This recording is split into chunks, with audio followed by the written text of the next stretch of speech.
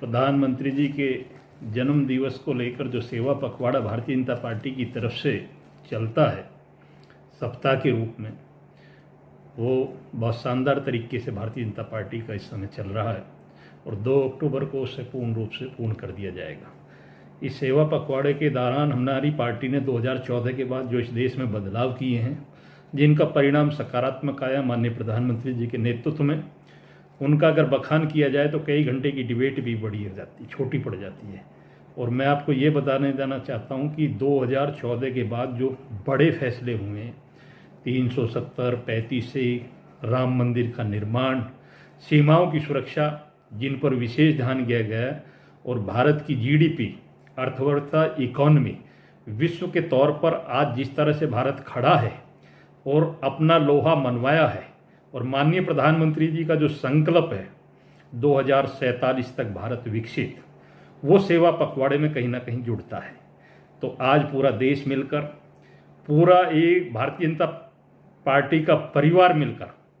150 करोड़ लोगों का विश्वास बनने के लिए रात दिन एक किए हुए प्रयास किया। इस प्रयास में माननीय प्रधानमंत्री जी का जो आशीर्वाद भारतीय जनता पार्टी के कार्यकर्ताओं को मिल रहा है, जो सीख मिल रही है, वो राजनीति में एक नया आयाम होगा, एक दिशा होगी, और उस दिशा से भारतीय जनता पार्टी निश्चित दोबारा से इतिहास रचेगी। 2029 तक जब हम अगली लोकसभा के चुनाव में होंगे तो निश्चित इतिहास इस बात का गवाह होगा कि भारत विश्व शक्ति के साथ साथ दुनिया में भारत के लोकतंत्र का भी लोहा मनवाने में कामयाब होगा।